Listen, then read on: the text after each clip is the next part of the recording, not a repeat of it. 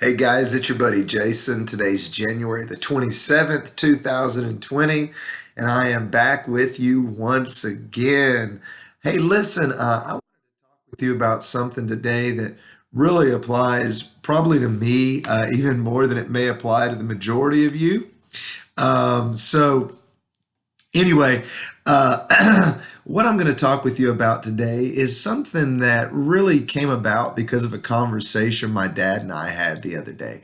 And the message title tonight is going to be Read the Instructions. Okay. And I'm going to really give us some principles here and kind of illustrate what we do in our day to day lives sometimes that probably set us up for disappointment and at times failure and at times setbacks. And ultimately, we have to revert back to reading the instructions. So here's kind of what brought this about. And Dad, I'm going to tell on you tonight, but hey, I'm going to tell on myself too. But my dad and I, we are actually in the process of we're going to start doing some woodworking together. It's a great opportunity for us just to kind of share time together, but we're going to start a little side business that we're going to call Dad and Me, and we'll call it Dad and Me Woodworking. And something we're really excited about, but we were kind of talking the other day about how both of us, while we don't really have any formal background in any of this. Well, my dad does. His father was certainly a master carpenter. My dad has exposure, but it's not like it's something that he's ever been to a lot of woodworking classes or anything I have. But we were talking about how that, we're really pretty good at picking things up. And my dad said, yeah, he said, now problem is, he said, I'll get on a YouTube video and I'll watch it for a couple of minutes. And then I think I know how to finish it. He said, I'll go back out to the shop. I'll start the project.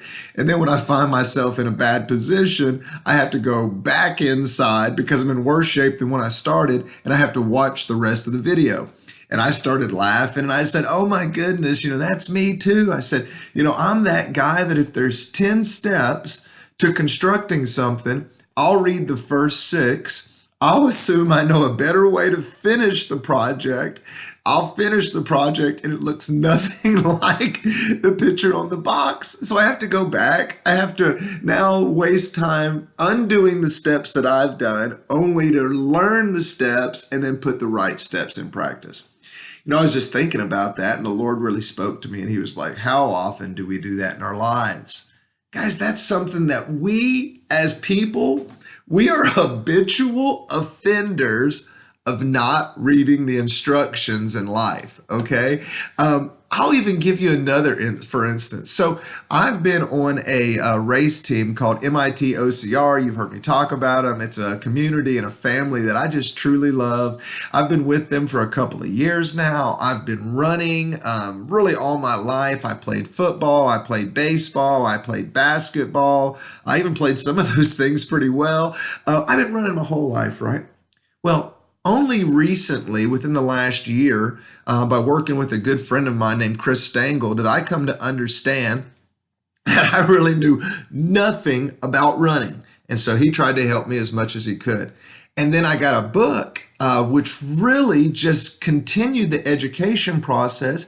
And as I was reading these instructions, I started to learn what it really takes to grow and advance as a runner. But here's the thing, I've been running my whole life. Do you think I ever stopped and was like, well, let me learn the right way to run and let me do the science behind it to find out how I can have VO2 max growth, and that's some stuff you don't care about, and this endurance threshold and all of these things. Well, here's what I'm getting at, guys. There's a lot of times in life where you're doing something and you're not doing it effectively and you're not seeing the results that you want. And you're sitting here and you're wondering, like, why in the world won't this go right for me? And the whole fact of the matter is you've not read the instructions yet. I don't know if that's something in your health where, we all want to, we have these grandiose goals and these great dreams, but we don't want to follow the process that's necessary to get us to those goals all the time. And those are the instructions. And unfortunately, guys, if you don't follow the process or the instructions, you're never going to be able to create what that picture looks like on the outside of the box. And I'm not only talking about something you're constructing, I'm talking about the life that God's created for you. God's got this perfect picture of what a life should look like for you, and it's kind of like a puzzle. And on the outside of that box, it's what it looks like. But if you don't read the instructions, you're not going to get it all the way right, okay? So we need to make sure that we're taking the time to read life's instructions. And as Christians, this is something that really applies to us because here's what happens a lot of times with Christians, all right? And guys, I am one, and so I can say this, but we cherry pick the Bible for the promises.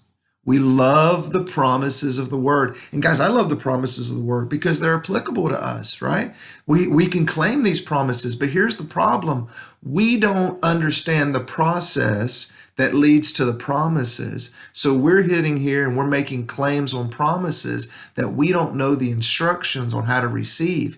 And then when we find ourselves in a mess or we find ourselves in worse shape than when we started, we've got to go back. We've got to undo all the steps that we did. We've got to learn the right instruction to do it correctly so that we can find ourselves in the position that God would have us to be, which is living in those promises. And again, this applies to more than just Christians. This applies to everybody. This is something that we need to make sure that whatever it is that you're learning, whatever it is that you're trying to develop in, don't just go until you start to feel, oh, I know how the story ends. Let me go ahead and write my own ending. It won't work that way. I've done it. I know it won't work that way. You're talking to a perennial step skipper. I skip steps all the time. Look, even after this great epiphany that God's given me, I guarantee you the next time I buy something, again, 10 steps, I'll read 6. But hopefully the Lord's going to stop me when I go to freelance and say, hey, son, haven't you gotten enough trouble not reading the instructions?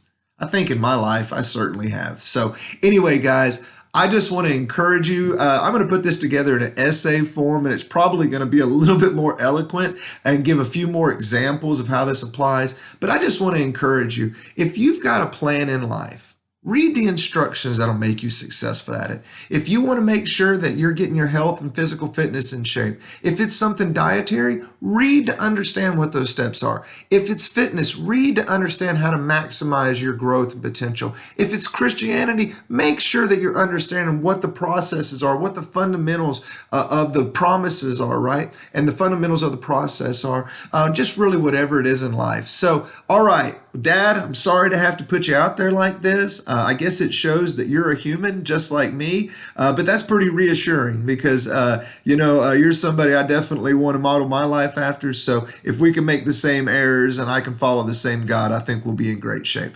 All right, guys, I've talked too much, I'm sure. I just love talking with y'all. I hope you enjoy talking with me. I hope you'll share some of these conversations and we can get more people involved. Okay, I'll see you tomorrow.